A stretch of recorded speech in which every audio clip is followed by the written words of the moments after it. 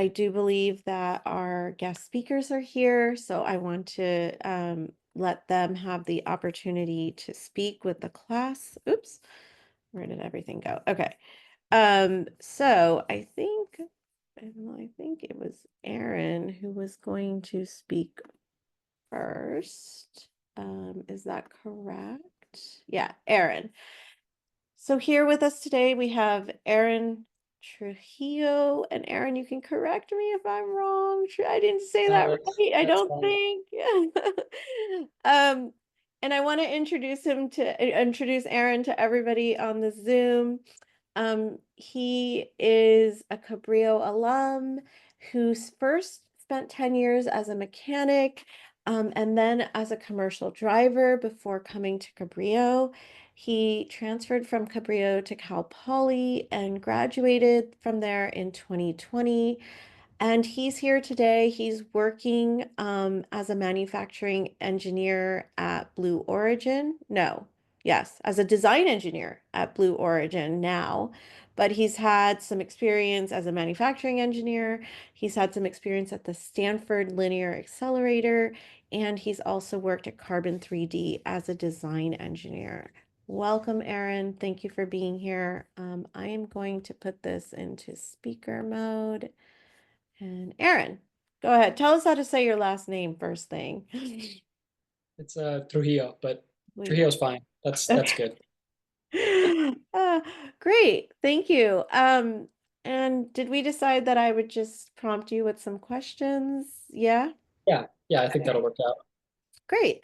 So I'm going to ask Aaron some questions to kind of lead him into telling us his story of how he chose his degree, chose how to transfer, some things he got involved in. If you all have questions while Aaron is speaking, I think you can type them into the chat and I can read them off later. Or at the end, you can unmute and ask your questions. So, Aaron, first tell us about where you grew up and yeah. Yeah, so I'm from the Bay Area originally, from Fremont. Um, it's not super exciting, but yeah, Then how I did you wind up from Fremont then say in Santa Cruz at Cabrillo? Like how did you get that, go that way direction? yeah, so I moved to Santa Cruz with my girlfriend when I was 17. I had dropped out of high school and didn't have a whole lot going on. Um, I got a job as a mechanic downtown at Lloyd's on River Street, and I was there for a few years. And I wasn't a driver; I was a diver in Oh, Louisiana. Um, yeah, so I had gone to school in Washington for commercial diving. I had gone to work in the Gulf of Mexico in Louisiana, um, and it was really hot and it was really hard work. Uh, so I moved back to Santa Cruz because I knew Cabrillo was a good school to start at an engineering degree. I basically started at my freshman year of high school. That's when I dropped out. So basically, I had to start high school all over again. and you were able to do that at Cabrillo, It basically, was, to yeah. get your GED is essentially what you're saying. So I had my GED. I got that when I was 22 or so to go to dive school. Oh, Um, okay. but yeah, I started Cabrillo at I forget the class number, but it was basically like not geometry, algebra. Sure, sure. And then when you joined Cabrillo, how did you decide that engineering was for you? So I was already pretty set on engineering. The highest paid divers are usually civil engineers because oil rigs are just a Yeah. big structure. Hmm. Um, and then partway through, I decided I really had no interest going back to diving. So really, my interest is engines. So I went mechanical. Okay, great. And can you talk about your experience at Cabrillo? Like, was there anything that stands out to you as something students in the class might be able to get involved with, or anything about your transfer process? Did you have any suggestions for the class? Yeah, so I did engineering abroad. That was a big chunk of time while I was at Cabrillo.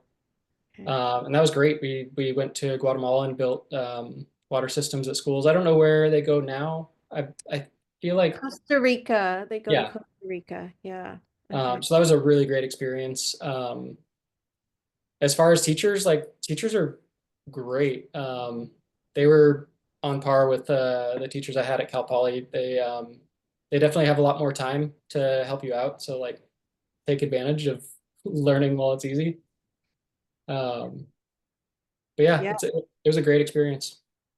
Okay, great. And then, well, now you've been working. It looks like you've been at Blue Origin for a few years. Yes. I've Could been you there talk? twice. You've been there I twice. Oh, you took a gap in between. did, yeah. Tell us about your, like, tell us about your work that you've done first at Blue Origin, then when you moved back, moved around, moved away, and then when you came back. And if you have any sort of projects that you think were really fun or, the work that you were doing, tell us about that. Mhm. Yeah, so I got a job at Blue Origin straight out of school as a manufacturing engineer. And it was a really rough time for the company during COVID. Oh, Um, and basically, there's a huge amount of turnover. So I left with a big group of people. On my team of 10, I think two people stayed. oh, wow. Um, and I ended up going to work at the Stanford Linear Accelerator. I was there for 6 months or so and just wasn't getting the engineering work I wanted to do. It was a great place to work, really relaxed pace, but it just wasn't what I was looking for at the time. So I got a job at Carbon 3D, which is a 3D printer startup that does lots of cool stuff. They at the time were printing shoes for Adidas. They were printing helmets for the NFL, and a lot of dental aligners like Invisalign Hmm. knockoffs. And same kind of deal. It happens a lot. Like the company hit a rough patch and laid off, I think 40% of the company. Wow. Um, and it just so happened Blue Origin was looking for design engineers at the time. So I moved back to Seattle and it's been good since. Were you moving between the Bay Area and Seattle for these different positions? Yeah, so I've lived in Washington 3 times now. Oh, wow. Uh, Okay. And what was I gonna say about that? Like you make it sound like it was easy to just leave one job, get another job. Was it easy?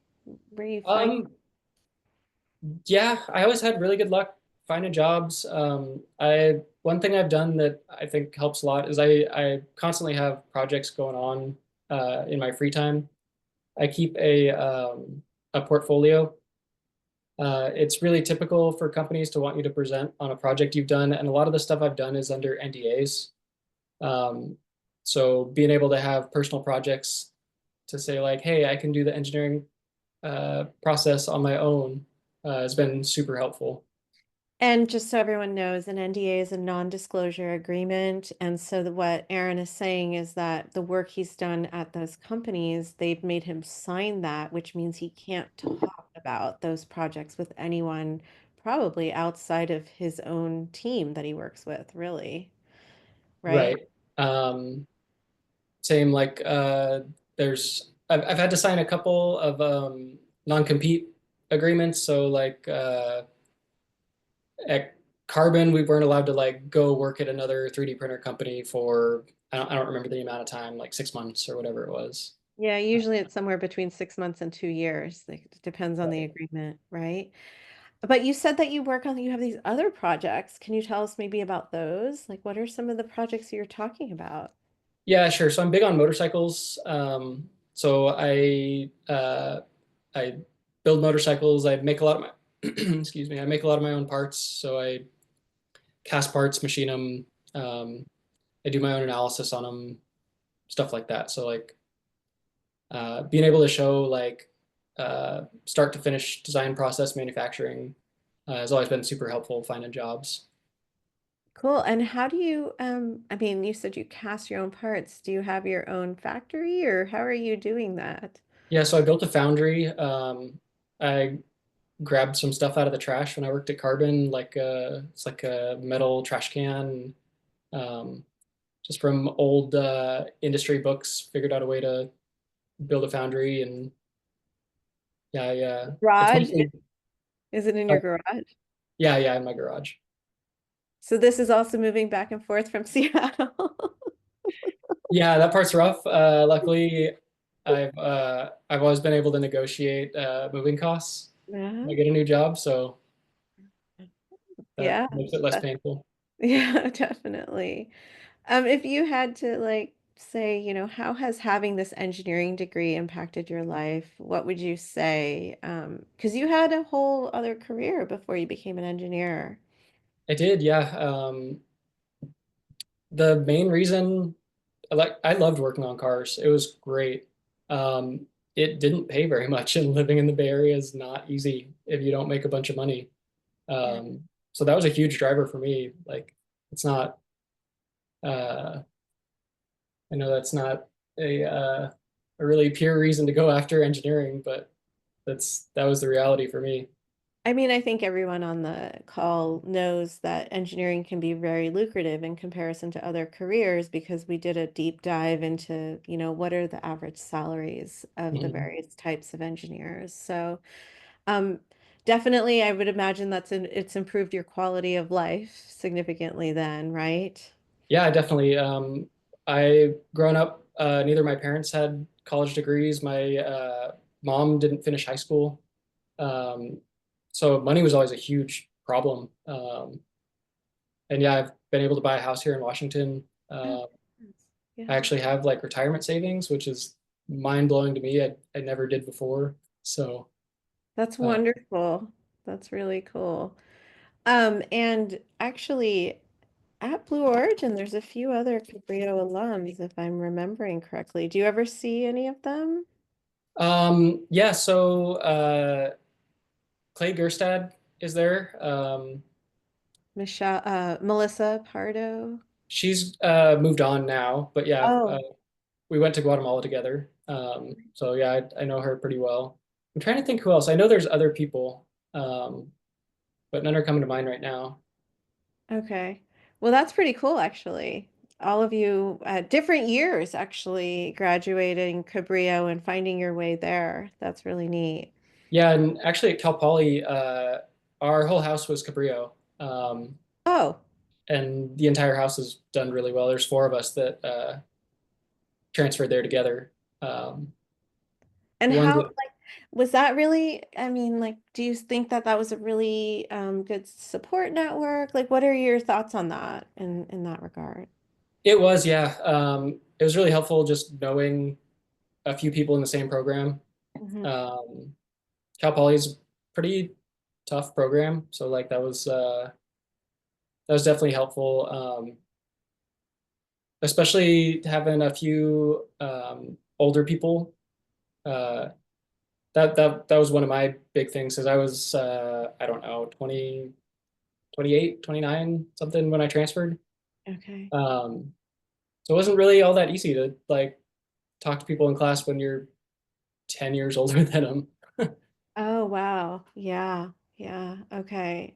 And can you talk about your experience at Cal Poly? Because some of the students online might be considering that for their transfer school. Yeah, it's a great school. Depending on uh, the program you're thinking about, it has one of the only fire protection programs in the country, which is a really great program jobs wise. Like, there's just not very many people that go into it. Um, Same with HVAC. It's not the most exciting thing, but it's great for job security. Hmm. Um, there's tons of clubs. Formula SAE is the big one where you build a race car and race against other schools.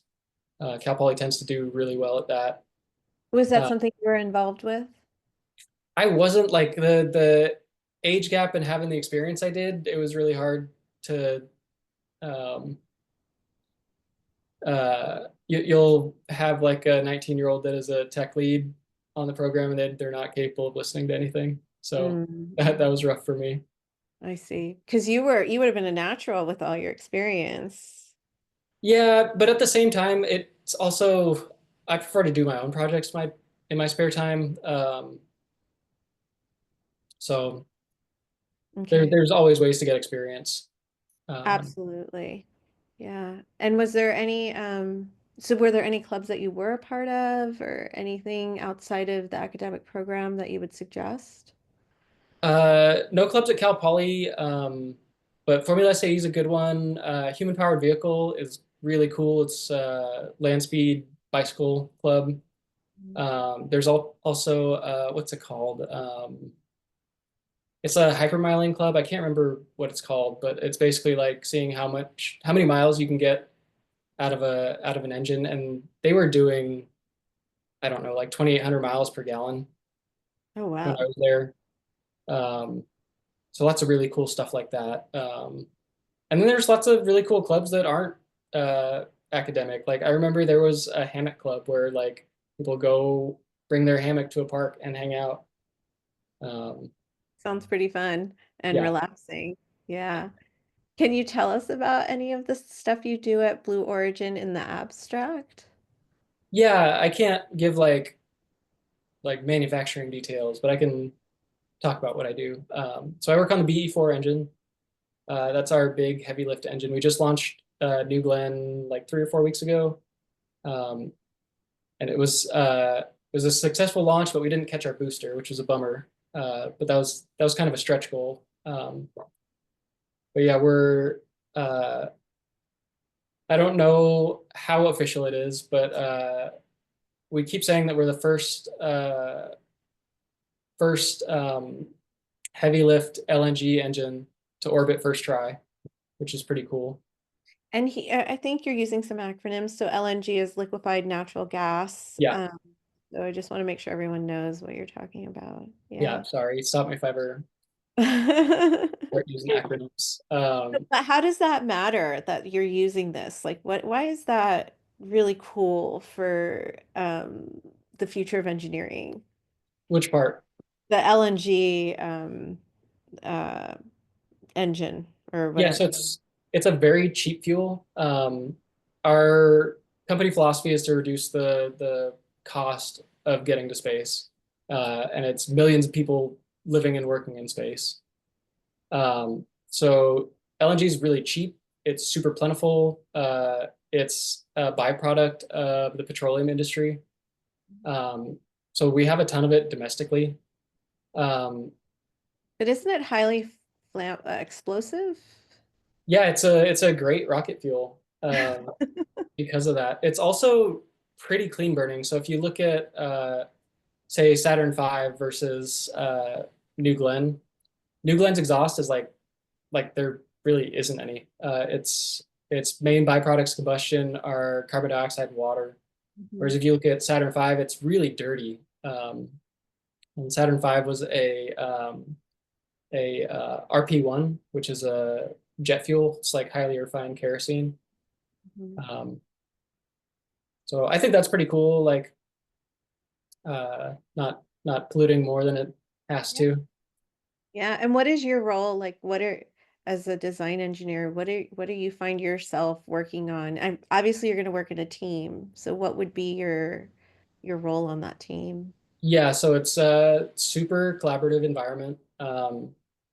I work design. My title is propulsion engineer, and my job function is responsible engineer. So um, I'm uh, I I'm basically responsible for my parts like start to finish, design to getting installed on an engine. I work on ducts and rigid lines, so they're basically like all the tubes that fuel or propellant move through in the engine.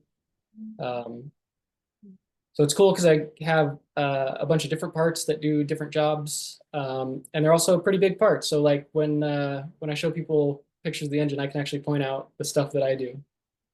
Very cool. That's awesome. Let me see if there's any questions from the class. If you do, you could unmute and ask or put it in the chat for Erin. And while they're doing that, do you have any suggestions on for these students for their educational path or career? I've gotten that question before, and for me, like I just want to work with people that are passionate. So like uh, I would say whatever really draws your interest is the best way to go. Because I mean, I do it 50 or 60 hours a week. So like if I wasn't really interested in what I was doing, I mean, basically that's what happened at Slack. Like um, I was I had one week where like all I did was build cabinets and like that I was getting paid a lot to do it, but like it just wasn't very interesting. Sure. Yeah. So what you're saying is like find something you're passionate about and go do that. Yeah, and I mean, you don't have to know exactly what it is either. Like you have lots of time in school to figure that out. Mm. That's great advice. Cool. All right. I don't see any questions. Oh, what was the most? Oh, lots of questions. Okay. Why did the companies you worked for make you sign NDAs? That's a good question. Yeah, basically they don't want you giving away their secret sauce. Like there's a lot we do that we're the first ones to do it, and you don't want to just give that away to your competition. Um, like it would be a really like we're trying things all the time, so it'd be a really bad idea to like start talking about it on Facebook or whatever. Like Yeah, absolutely. And there's a lot of competition, to be the first ones to get out and to get to Mars, basically, right? So, yeah. Daniel asks, what's your favorite side project? so I'm constantly working on my first bike was a 71 Triumph Daytona. Um, and I've gotten a lot of mileage out of that bike as far as getting jobs. So one of the big projects was I reworked the way the oiling system worked, and I presented on that to get my first job at Blue. So like that was a pretty solid project. I'm glad I. That's another big one is documenting projects. Like I hate stopping to take pictures and write things down, but I have to force myself to do it. And it's really paid off because like that's one of the main things in the work I do now is documenting it so people can follow your footsteps. Absolutely. Really good advice, actually. Andrew asks, what was the most difficult class you took at Cabrillo? Most difficult class. It was oh, it's the last math class you do before you transfer. It's is it Oh, differential equations? differential equations. Yeah. Yeah. Um, that Okay. was a it was a really rough semester. I was doing like 20 units or so and doing Mm. engineering abroad. So You were busy. yeah, I was working probably 30 hours a week too. It was it was rough. I don't recommend it. Um, and what, okay, so I think Moses asked what type of engineering you majored in, but I think you said mechanical Yeah, it was engineering. I just want mechanical. to confirm that. Yeah, Yes. Cal Poly lets you do concentrations. I know there's an HVAC one. There's oh, I don't remember what the other ones were. I did my own, so I did a couple extra classes. I did single track vehicle design, which is like bicycles, motorcycles, and then I did additive manufacturing, so 3D printing, 3D scanning, generative design. Oh, so these were, what did you call them? They were like Uh, intensive tracks that you were able to do there? yeah, so there's concentrations. There's also manufacturing and some other ones. So it's because mechanical engineering is a really generalized engineering field. So you can kind of tailor it to the types of things you're interested in. Um, so I know some people did like a more aerospace focused one. I did just classes that I thought were cool. Cool. And then a different Andrew asked, was there anything that made your transfer to Cabrillo easier? I think he's talking about when you came to Cabrillo for the first time after leaving your job. Um, I started slow. I started doing just a couple classes at a time, but it was really hard. I was scared because I hadn't gone to school really in 10 years or so. Um, and yeah, it's really hard to take a leap like that. And I like money was a big problem. I couldn't really work. full time and go to school at the same time. So I kind of tapered off working and tapered up on school. But yeah, it was hard. It was a really hard decision to make. Well, but it was the right one, right? Yeah, it worked out. Yeah, it worked out. I think we're gonna have to stop there because our next speaker, Spencer, is also here, and I want to be cognizant of both of your times because I did Sure. say that we would end at 4:50. So thank you so much, Aaron. Um, really appreciate your insight into, your path and your transfer, and um, congratulations on being back at Blue Origin and working Yeah, on thank you. future. Yeah. If there's any more questions, people can email me. I'm fine with that. Do you want to put your email address into the chat for folks? Sure, I can do that.